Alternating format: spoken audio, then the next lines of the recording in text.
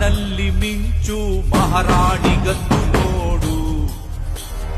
ಕತ್ತಿಯ ತೆಗೆದು ಸಿಡಿದೆದ್ದು ನಿಂತರೆ ದುಷ್ಟರ ಸಂಹಾರ.